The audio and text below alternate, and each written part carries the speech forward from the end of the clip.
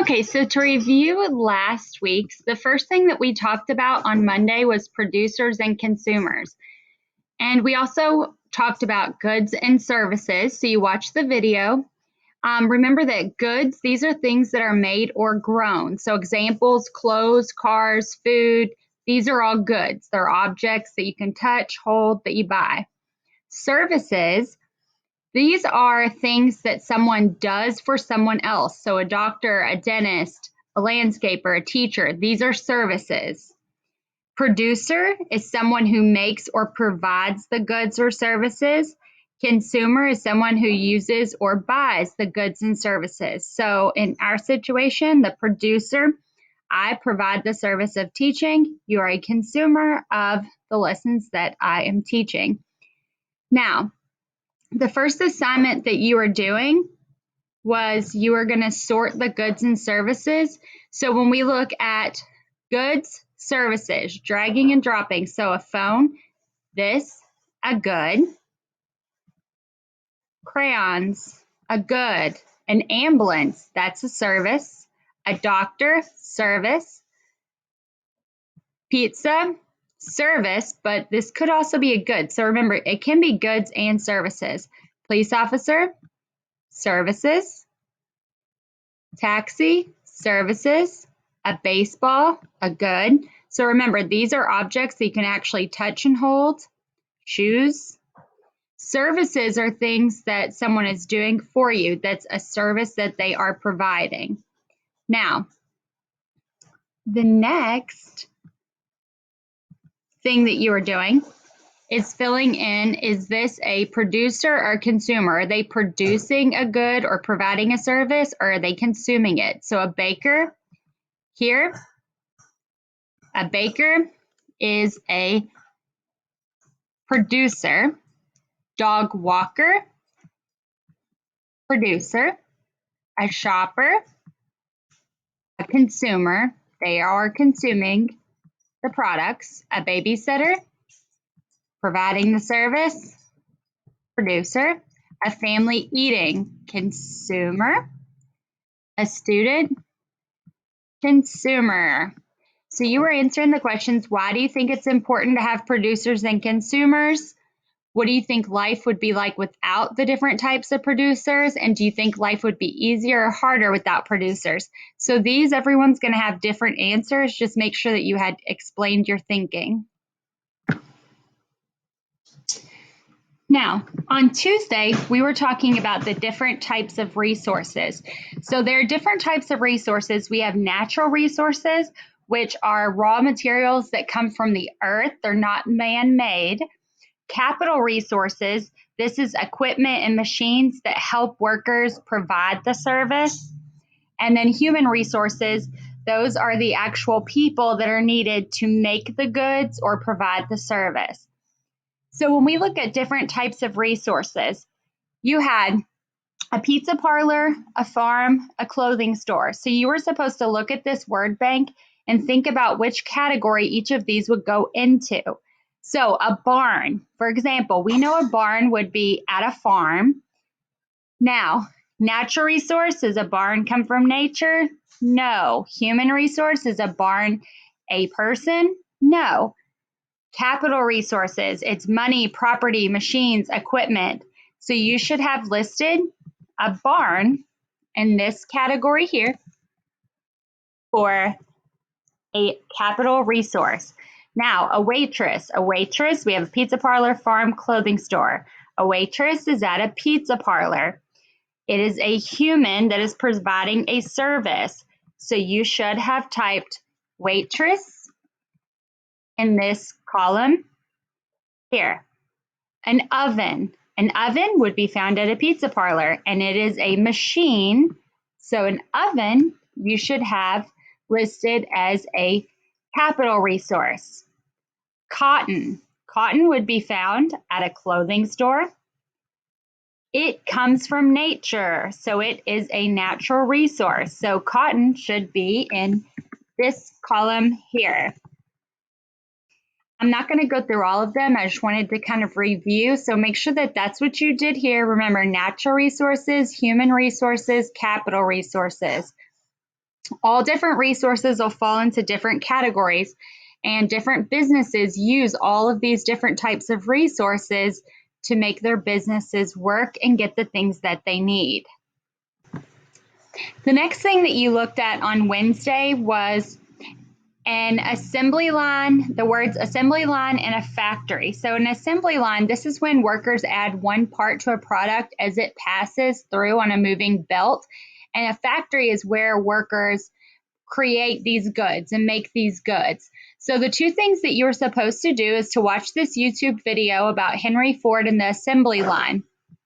Then you are creating this Venn diagram to compare and contrast Henry Ford's assembly line and modern day assembly lines, and then what they have in common. That's what you should have done here. You also had a passage that you were completing by filling in the blanks. Now, it says read the paragraph below. Fill in the blank with the correct word or words from the word bank. So today there are several companies in the industry that are blank of cars. So they are producers of cars. So you should have had here producers of cars. To build cars, these companies still need many of the same things that Henry Ford needed to make his cars. Henry Ford was the first to build cars in a factory. And a context clue, it says still built in buildings like this today. So that should give you a clue that it's a building. So factories. In the factories, another context clue, if you read the sentence before and after, it can help you to figure out the words that should be there. In the factories, there are many types of resources used to get the job done. Steel, iron, aluminum, and other materials that come from the earth are used. These are called, and we discussed that in the lesson before, if they come from earth, they are natural resources. Natural resources. The workers who build the cars are important to the companies too. These people called human resources because they are actual people, have skills to put together the vehicles. Their skills help to make cars safe to drive on the roads. Inside the factory, workers build cars on blank. So we have left assembly lines, consumers, factories, assembly lines. They build cars on assembly lines. Cars are not the only products made by having each worker add one part. Again, context clues. Many other factories use this process too. Building cars in this way makes the process much less expensive. In modern day factories, however, we use many more machines to speed up the production. These machines are known as capital resources. Machines are capital resources. After the cars are produced in the factories, it is up to the blank to make the choice on which car is right for them. Consumers, the people that are buying the cars, they are the consumers. They are purchasing the products. Next on Thursday, you were talking about the cost of a business. So there are several words to know: overhead, wages, and profit. So overhead, this is the money that's needed to run a business. This could be the materials, supplies, a space. Wages, if you have another person working for you. Wages is the money that workers are paid. So this is their paycheck. Now, profit is the amount of money that's left over after you have paid for your materials, your supplies, wages. That's your profit. So remember that the point of a business is you want to make profit.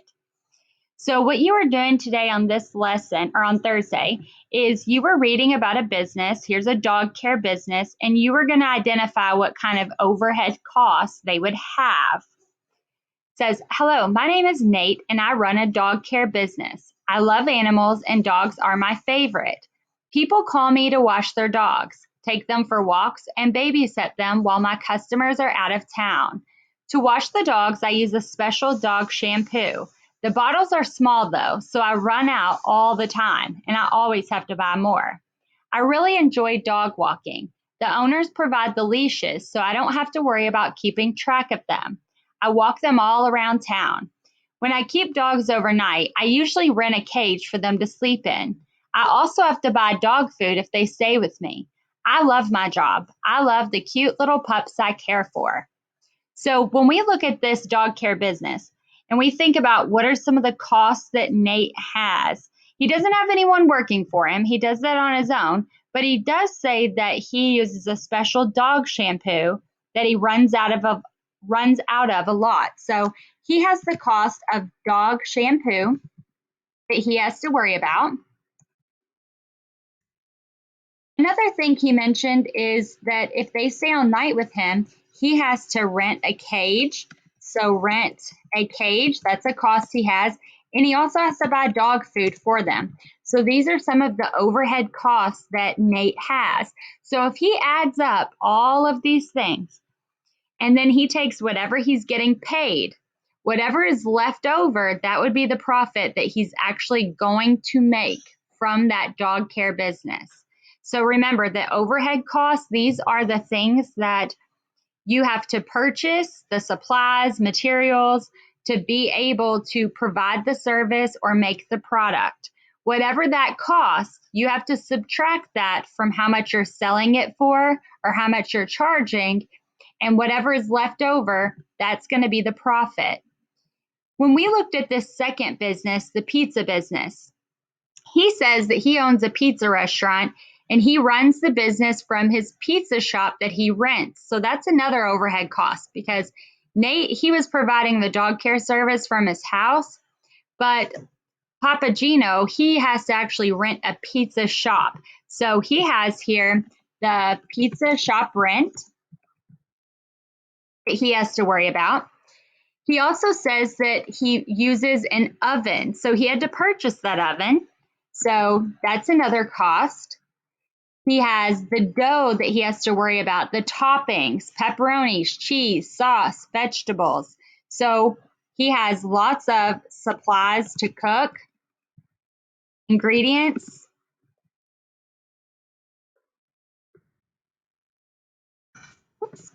And then he also mentions that he couldn't run his business without his great staff. So he has wages to pay to his staff. So he has a lot more overhead costs than Nate did, but he may sell more pizzas than Nate cares for dogs. So that's something to consider. So these are all overhead costs, costs that it takes to run the business or provide the service. And the last thing that you all studied on Friday was supply and demand. So you watched a YouTube video about supply and demand. Remember that supply is the amount of goods or services that are available to the customer. So how many there are. And then the demand is how much or how many customers want a service. Scarcity, this is if there's a really low supply of something due to a disaster, a freeze, fire, hurricanes, tornadoes that maybe destroys crops, then sometimes those items will be in short supply. So then when the supply goes down, if the demand is high, then there are going to be less of them and different things can happen. They can start to cost more because a lot of people want them. But if you have a whole lot of something, so say that you have 100 items and there are only 20 people that want those items, so the demand's kind of low for what you have. A lot of times what businesses do is they put things on sale so that they get more people to buy them, to try to get rid of the things that they have stocked up, that extra supply. So what you were doing for this activity is you had to drag and drop each of these scenarios to decide if it was high demand and low supply or high supply and low demand. So this first scenario said in the month of December, sunscreen goes on sale for 50% off the price it sells for in July. What is the supply and demand for the sunscreen? So, of course, in December, not much need for sunscreen. So, the demand is pretty low.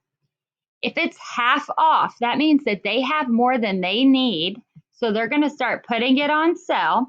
So, this is going to be a situation where there's low demand. Not that many people are wanting sunscreen in December, but there's a high supply of it. So, they start putting it on sale so that they can get rid of their stock. Now, the next scenario said the newest book is a very popular series and has just been released, and your bookstore only receives a few copies. So the supply is low, there's not that many. The price of the book increases. What is the supply and demand for the new book? So the supply is low. A lot of people want it. So this is a situation of high demand, low supply. So they can raise their prices if more people want it than the amount that they have. During the Thanksgiving season, the price of turkey increases. So if the price is going up, this is a high demand situation. High demand. A shoe store is having a sale on all of last year's shoe styles. What is the supply and demand of last year's shoes? So if they're last year's shoes and they're going on sale, low demand for them, high supply. They need to get rid of the things that they have. When the newest version of the iPhone came out, the older version went on sale. What is the supply and demand for the older phone? Again, it's the older version, low demand, high supply. That's why they put things on sale.